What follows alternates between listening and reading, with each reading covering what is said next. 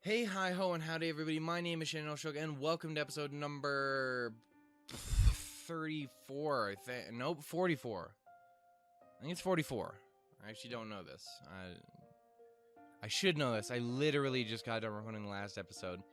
Couldn't remember the thing there. Had to go look it up because I need to save the thing and do the stuff and the things and... Anyway, in the last episode... we got very little done, but because I would just start fucking talking again. But which is also why I'm not all like, yeah. But anyway, in the last episode, we went and visited RIN at the atelier for the first time, and that went pretty poorly. It could have gone better. It didn't go very good.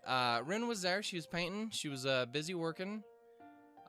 We were having a little trouble being all like, hey man, well, she's always doing this and this and this, and she don't ever talk to me, and I'm like trying to figure this out, and I'm like, you know what, Ren, I'm putting my foot down, how do you feel? And then she was like, nope. Oh. Okay. Well, fuck then. And she was like, maybe another time, and I'm like, well, not but so I was like,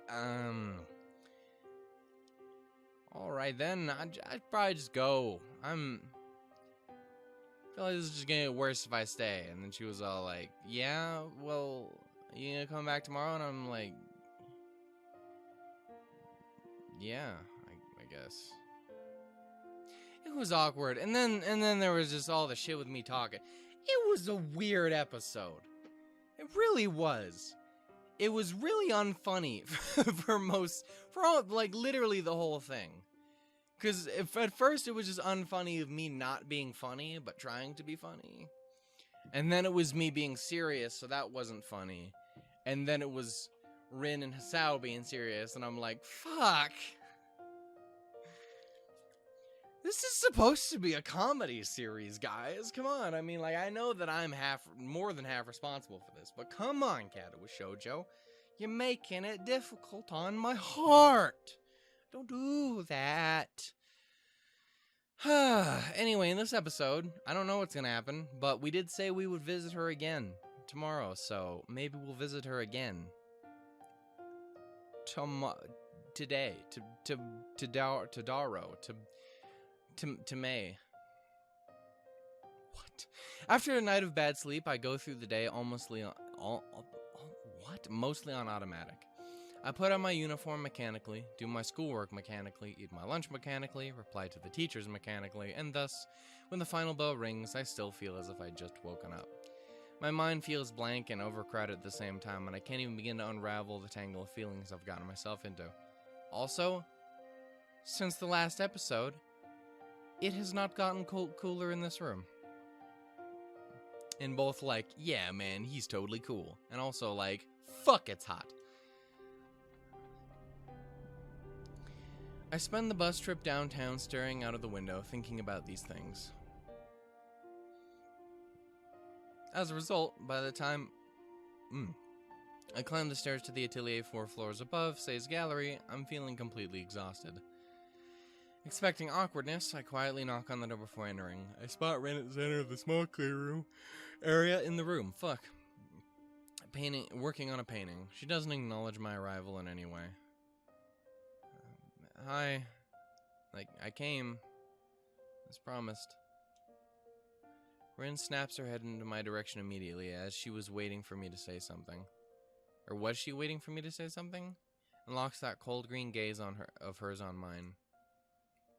Although I'm sure my own face can't hide my feelings, Rin's expression is as expectant and neutral as always.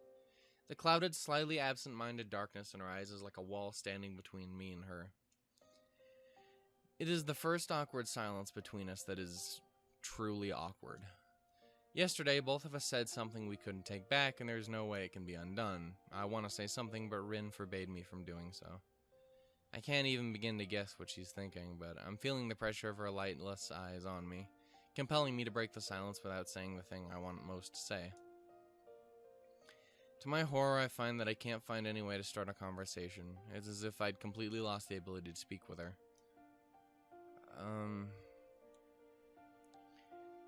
Just Keep working if you're in the middle of something. I'll just sit down here. Rin nods wordlessly at me and picks up the brush from the floor with the toes of her right foot. I sink into a worn-out sofa, picking up a book from my bag and opening it to where I stopped last night. I can't really concentrate on it, but it's better than doing nothing. Look, stop it, Shannon. I know you didn't sleep that much, but you get your shit together, son. The two of us are so close to each other, together in the same room even, and yet we're both off doing our own thing as if we were miles apart. I can't help but wonder about this unnatural situation. Why did I come here? Because she asked me to do so yesterday, of course. However, it looks like there's absolutely no need for me to actually be here. It makes me feel awkward at first, but as I recall the previous silences I've quietly passed with Rin, I settle down and try to tune into that same comfortable mood I was in back then. Time stretches, then slows down. The pages of my book rustle each time I turn them. After maybe a half an hour or 1 hour at most, Rin breaks the silence to my complete surprise. Hey, Sal? Yeah? Are you my friend? It's an echo of yesterday. I know it. So even Rin couldn't just push it aside from her mind. Caught off guard, I answer honestly. I don't... Yeah, of course I am. Don't worry about that stuff. Come on. Okay. She doesn't say anything further. I feel happy somehow. Several chapters later, I mark my spot, close the book, and put it away in my bag. Getting up from the sofa, I see that Rin's made considerable progress on her painting. God damn it, Shannon. Get with the program, my boy. It's me boy, whatever. I took a look at it for a bit, and I'm still not quite finished, I suppose. It's a fucking game, man. It lulls you to sleep in, like, the best and worst way. Ridiculous. It looks great. It's bad luck to comment on unfinished paintings. Stop doing that, you silly bastard. After that, I quietly leave the studio and catch a bus, taking me back to school. That was a day.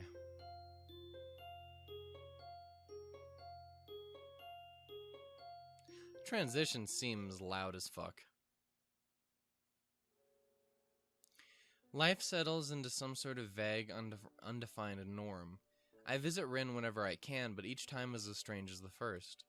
They consist mainly of me watching Rin at work, or just reading a book on the couch while she works.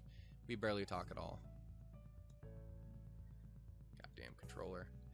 Long, quiet evenings stretch over the last weeks of June. I sit on the couch in the atelier, listening to the quiet rustle of Rin's brush and my own heartbeat, trying to make sense of the former and forget about the latter. I'm a silent visitor in this place, a ghost. At some point I start thinking that my presence is meaningful to Rin somehow, but never end up asking her about it. I don't bring up the forbidden topic anymore either, and I try to stop thinking about it altogether. It's hard to do so, and it doesn't get any easier with the passage of time. My heart aches every time I look towards the awkward figure of the girl I decided I liked, yet who refuses to acknowledge it. I still can't seem to find the right words to talk to her about anything at all, but I find quiet solace in observing her from nearby. The distance between us doesn't feel that huge when I can be close to her, even if it's like this. Rin works like a demon. There is barely a moment when she's without a brush between her toes or walking in circles around her current work in progress, estimating from every angle and distance. She seems to be completely taken over by her will to work, to change herself into the sort of artist she believes would be worthy of the trust Namiya and Sei have placed in her. Piles of sketches, works in progress, tubes of oil, paint, and brushes slowly begin to crowd the small atelier, making it even messier than it was before Rin acquired the right to use it. I offer to help her clean up every now and then, but each time she refuses. It dawns on me that in her mind the room is not in utter chaos, rather her system of keeping track of everything is so elaborate that only Rin herself can make sense of it. I know that feeling. Like, in my place, it's not perfect by any means, but it's where it needs to be. Everything is in a place that makes sense to me, which works. When I say that, I mean I would really like to change the way this room looks. But like it needs work, but like it will work at this point. I don't hate it. I just improvements could be made. She knows exactly where everything is, from the tiniest brush to that half-empty tube of crimson that's the perfect shade for some picture in progress. Rin walks from one painting to another, looking at them as if not If you don't get your shit together, controller, and stop freaking the fuck out every quarter of a goddamn second, I'm gonna lose my fucking mind. That does not mean do it 3 times in a row, you... I don't even... Well, now you're just dead. The fuck?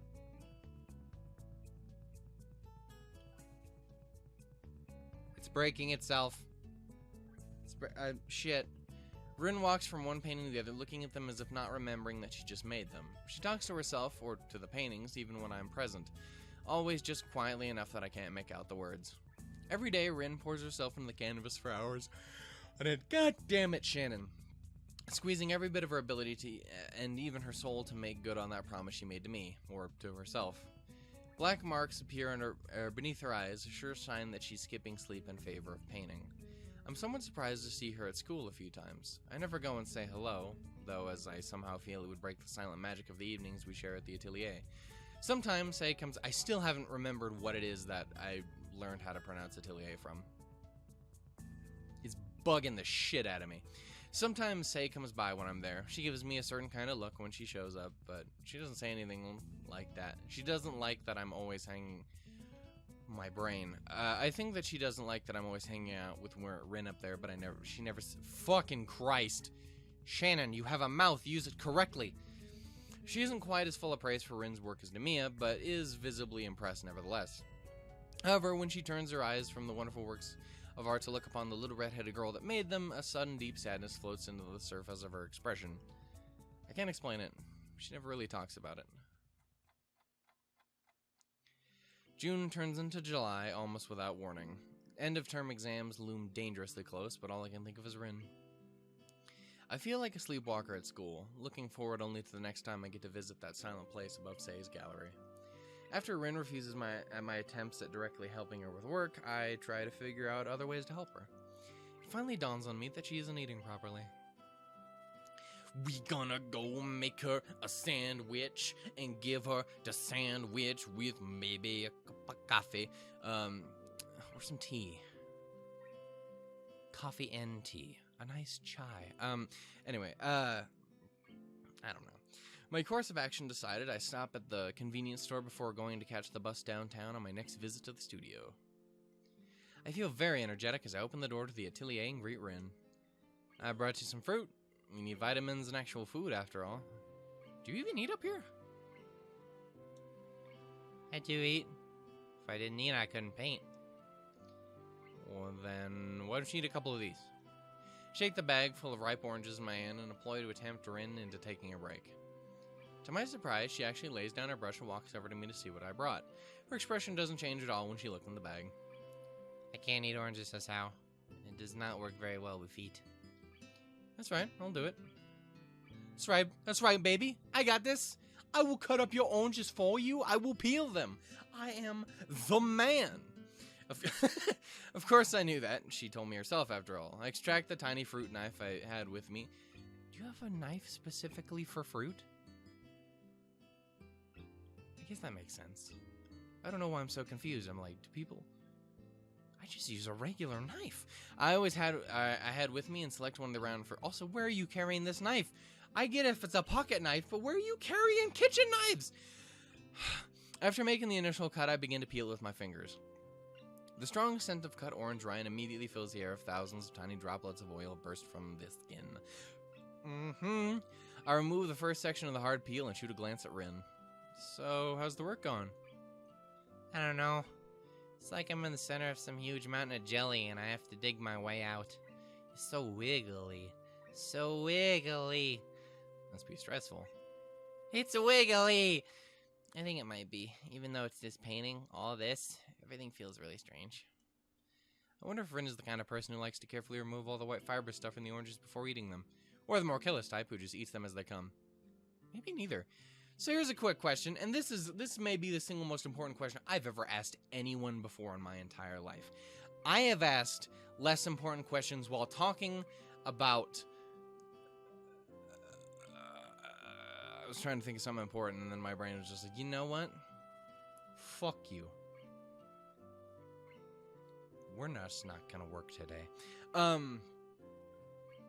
Here's a question.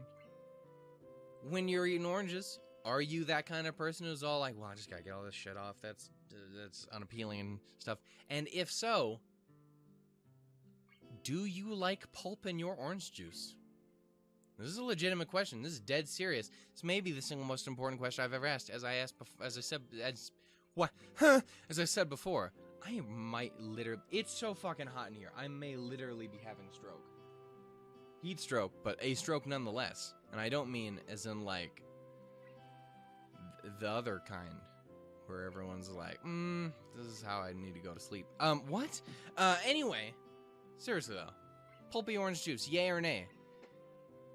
You have to the count of 3. 1, 2, 3. If you said anything other than yes, you are perfectly fine because that's your choice. But I fucking love pulpy orange juice, but I can't stand pulpy fucking oranges.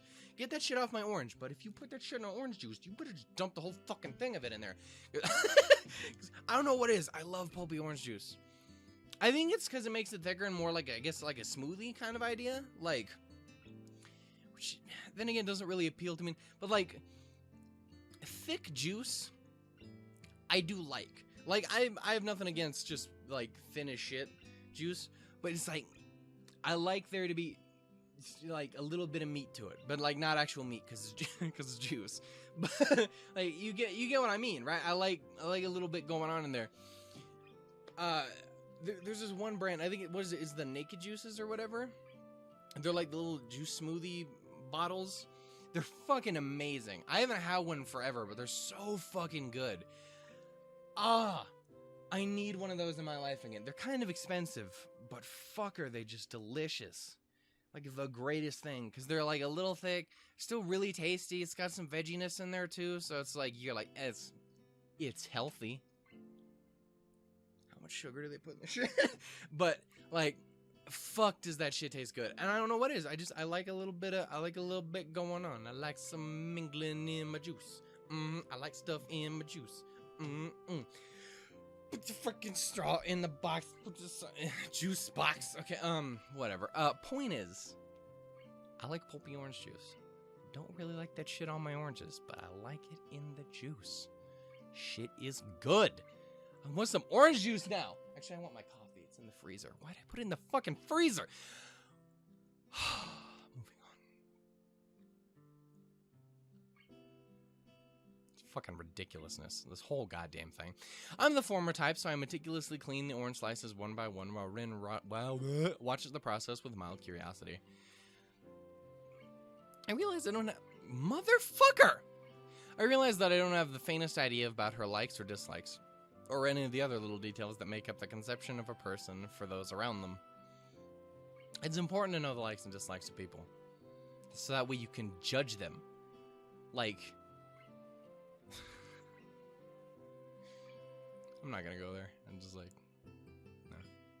No. I was gonna make a joke about... coconut brownies. I'm not. I'm just gonna move on. It's like in all this time I haven't learned much about her at all. No one understands what that means, but to me it's kind of funny. Once I finished lamenting that fact, you realize I've cleaned the entire orange and neatly split it into slices. I hold a slice up, bringing it closer to RIN so she can pick it up. Here, my lady. Tip my fedora, my orange fedora to you, ma'am. Some slices. Oh my god, so cute. Oh my god, so cute. I ship it. Not as much as I ship everyone else, but I still kind of ship it a little bit. She takes it directly between her lips and then into her mouth hole. I could say things about that sentence. Her lower lip briefly brushes against my fingertip, and I could say even more shit about that one. Actually, I would probably say more about the first one, but that does not fucking take away from the shit I could say, you know? Oral. RIN chews the slice carefully, savoring it as much as possible. I become fixated on the movements of her jaw, the trickle of juice glistening on her lip, the way her throat moves when she swallows the orange.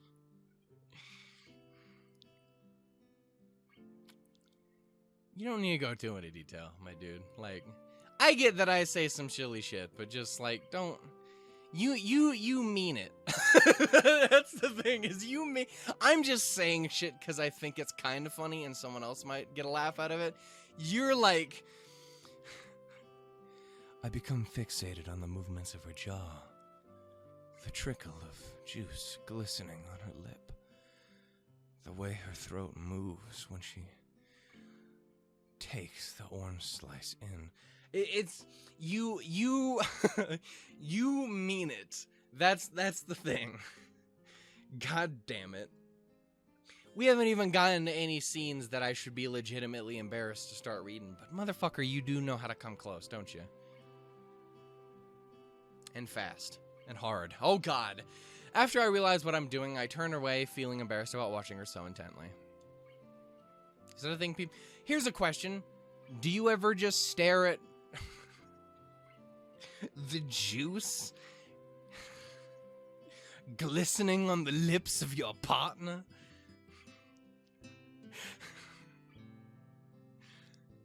You don't need to answer that question. In fact, I might prefer if you just don't. It's not the same as it... Oh, shit.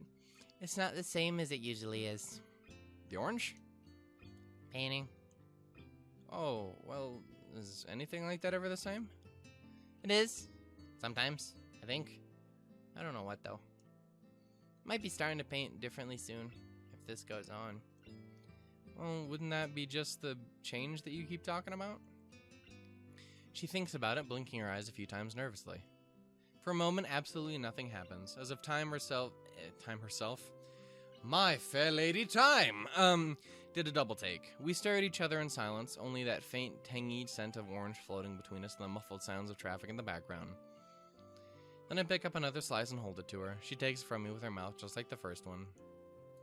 I didn't think it'd be like this. Well, keep on going and see what happens. It's not like you can do anything else. Yeah, it's the only thing I can do. After that, she says nothing more. In the ensuing silence, I feed her in the rest of the orange, one slice at a time. It's kind of cute, isn't it? Like it really is, because it's like taking care of the person you care about, right? I don't know if how much I care, or anyone else would ever care to like feed someone like with your own hands, but it's like for me. Like I've mentioned it before. I don't think I mentioned it to you guys, but like I've just mentioned it before. Yeah, I like cooking. I'm not the greatest at it by any fucking means, but I do really like cooking, and one of the biggest things is cooking for other people and them enjoying it. If they fucking hate it, well then fuck them. No, no, I'm a fucking terrible cook. But there's something incredibly satisfying about that. Like I not long ago, it was actually a while back, but the topic of what was it?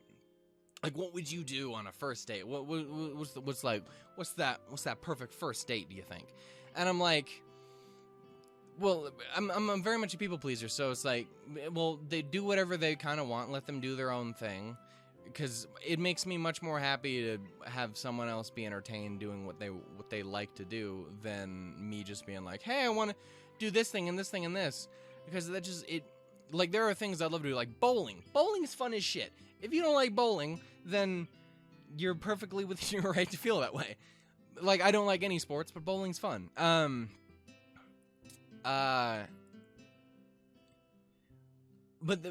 for the most part, it comes down to me, like, going like, yeah, let's do whatever that person wants. Like, you want to go ice skating? I don't even know how to ice skate.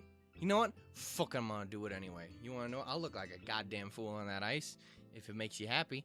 But like, you do whatever kind of appeals to them. And then for me, one of the big things was like, obviously I'd want to make sure I got it right, but there's something really appealing to me about like cooking dinner or something like that for someone that you're in a relationship. That strikes me as really, especially because if you pull that shit off, that's awesome. That's a great feel. There's something really fucking great feeling about cooking shit that people actually like. There's been a few times where I've cooked things where everyone was like, yeah, that's fucking good. Pretty sure they were all lying to me. I can't trust them because they were too nice, and I'm like, I don't fucking believe a word you say, but thank you anyway. I don't believe that you actually like my food. I think you're just being nice. But still, like, something about that really appeals to me. There's something really enjoyable about taking care of someone that you care about, right? This, like, similar idea of, like, someone gets sick. Like, you got stuffy cold, I'll be right there with the fucking whatever whatever the remedy of the time is for your cold. I will, like, take care of you, warm up some blankets. Don't talk about warm shit, Shannon. It's so fucking hot in here. But, like, yeah, no, right? Am I the only one who feels that way? There's something really satisfying about that. I'm a giver. It's just the kind of person I like that shit. It makes me feel happy. Also oral. What? After all, she says, okay. Then I peel another for her, which she eats as well. The third I eat for myself, and the rest are left in their plastic bag, which I put on a small desk next to the couch. Also, another quick diversion. When y'all's was a kid, I bet you didn't do this because it was weird. It was really stupid. But we used to get, my friends, one of the schools I went to, they would get, like, these little bags of oranges. It was all, like, pre-cut up oranges and everything, just in, like, a Ziploc bag or whatever. And it's just like, here, man, have some oranges. And that was great. And I was like, everyone was like, I don't want to eat these fucking oranges. Who wants to eat oranges? And I'm like, I'll eat them oranges. And then you're like, okay, fine, you just eat them oranges. I thought it would be genius to then, at that point, just beat the shit out of the fucking bag of oranges and just make my own orange juice in the bag and drink it like a fucking savage idiot. It's really stupid. It made a mess. I was sticky all day. Take that how you will. You could almost very, very sensually describe the juice glistening on my lip. But, like, I don't know. It's just silly. Did anyone else ever do that? Just, like, get a bag of oranges, put them all in the bag, just beat the shit out of them, and just drink it? It was a waste of oranges, because you got almost no juice out of it, but it was fucking hilarious to me. God damn it. Moving on. She stands up and returns to her painting with a strange look in her eyes that I haven't seen before. Like most of her expressions, it is completely unreadable. Even if I asked, she wouldn't explain what it means. Oh, we're just done then? Alright. Thing. And it always feels like being in that kind of friendship makes me feel like I'm asking someone else to put up with my fucking weirdness. And they do. And that means the world to me, but it feels wrong. It feels like you're a bad person for making someone else deal with the imperfections.